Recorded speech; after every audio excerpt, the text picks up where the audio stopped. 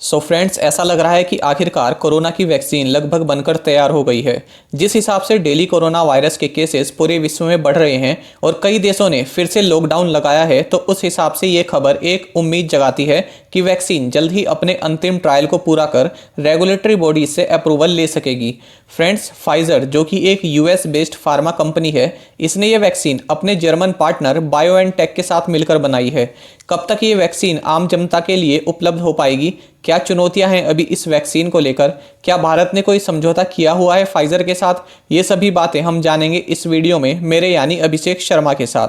Friends, जैसे ही pharma company Pfizer ने अपनी कोरोना वैक्सीन ट्रायल के शुरुआती नतीजे जारी किए तो United states president Donald Trump ने बधाई दी और साथ ही ये भी कहा कि मैं काफ़ी टाइम से कह रहा हूं कि Pfizer United states presidential election के बाद ही अपनी वैक्सीन को अनाउंस करेगा। इससे पहले अनाउंस करने की उनकी हिम्मत नहीं है। डेमोक्रेट्स और फूड एंड ड्रग एडमिनिस्ट्रेशन नहीं चाहते थे कि वैक्सीन की न्यूज़ इलेक्शन से पहले घोषित हो, ताकि मेरी जीत की राह आसान न हो जाए। फ्रेंड्स, फाइजर ने कहा है कि उसके एनालिसिस में कोविड-19 के 94 कन्फर्म केसेस पर रिसर्च हुई। इनमें दोनों तरह के लोग शामिल थे, एक्चुअल वैक्सीन पाने वाले भी और डमी वैक्सीन पाने वाले भी। फाइजर ने कहा कि उसकी वैक्सीन ने दूसरी डोज के सिर्फ 7 दिन बाद ही 90% में असर दिखाया है। फ्रेंड्स, इस वैक्सीन के 3 सप्ताह के भीतर 2 डोजेज लेने होंगे और इस वैक्सीन की पहली डोज देने के 28 दिन बाद प्रोटेक्शन मिल जाती है, ये दावा किया है कंपनी ने। तो फाइजर ने फेज 3 में 43,538 लोगों को एनरोल किया है। फाइजर इसी महीने अमेरिकी फूड एंड ड्रग एडमिनिस्ट्रेशन यानी FDA से डबल डोज वैक्सीन के इमरजेंसी अप्रूवल के लिए अप्लाई करेगा। फिलहाल कंपनी 2 महीने का सेफ्टी डेटा जुटा रही है। फ्रेंड्स, आपको बता दें कि 164 मामलों में से कम 50% पर असर रहने पर ही FDA इस वैक्सीन को सफल मानेगी। फ्रेंड्स, ये वैक्सीन mRNA यानी मैसेंजर RNA टेक्नोलॉजी की सहायता से तैयार की गई है। यह मैसेंजर RNA मॉलिक्यूल का यूज़ करती है और जो कोशिकाओं यानी सेल्स को बताते हैं कि कौन सा प्रोटीन बनाना है। mRNA को इस तरह से कोडेड किया गया है कि वह कोरोना वायरस के स्पाइक प्रोटीन को फिर से बनाने के लिए कोशिकाओं को बता सके। तो इस प्रकार वायरस के जेनेटिक कोड को शरीर में इंजेक्ट किया जाता है, जिससे शरीर की प्रतिरोधक क्षमता वायरस से लड़ने के लिए तैयार रह सके। फ्रेंड्स, इस वैक्सीन के साथ कुछ चुनौतियां भी हैं।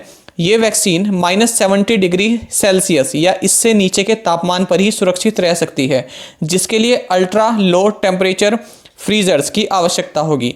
अल्ट्रा लो टेम्परेचर फ्रीजर्स का टेम्परेचर रेंज -45 डिग्री सेल्सियस से -86 डिग्री सेल्सियस तक रहता है। तो इस तरह का कोल्ड स्टोरेज कई डेवलप्ड कंट्रीज में भी पूरी तरह से विकसित नहीं है। अगर नॉर्मल टेम्परेचर पर इस वैक्सीन को रखा गया तो 5 दिन के अंदर ही स्पॉइल हो जाएंगी। अब अगर बात करें इस वैक्सीन के डिस्ट्रीब्यूशन की और क्या भारत से फाइजर के साथ पूर्व में कोई करार किया हुआ है भारत द्वारा, तो वैक्सीन को लेकर ऐसा कोई करार अब तक भारत ने नहीं किया है। हालांकि भारत ने कुछ महीनों पहले फाइजर से इस बारे में बात जरूर चल रही थी, पर उसके बाद ये बातचीत आगे नहीं बढ़ पाई है। फाइजर ने United states, United kingdom, Japan और यूरोपियन यूनियन रीजन से वैक्सीन को लेकर करार किया हुआ है। कंपनी का कहना है कि 2020 के अंत तक कुल 5 करोड़ वैक्सीन तैयार कर ली जाएंगी और 2021 तक 1.3 बिलियन डोज तैयार हो जाने की उम्मीद है। भारत फिलहाल Serum Institute of India, Bharat Biotech, Zydus Cadila, doctor Reddy laboratories and biological इन सभी के रिजल्ट्स पर डिपेंड है और उम्मीद है जल्दी सफलता भी मिलेगी। सो फ्रेंड्स, इसी तरह के अपडेट्स हम आपके लिए लाते रहेंगे और आप साथ ही हमारे टेलीग्राम चैनल को भी ज्वाइन कर लें। यहाँ पर रेगुलर वीडियो अपडेट्स और करंट क्विजेस हम आप सभी को प्रोवाइड कराते हैं। साथ ही डिस्कशन ग्रुप में आप किसी भी क्वेश्चन का सोल्यूशन पा सकते हैं।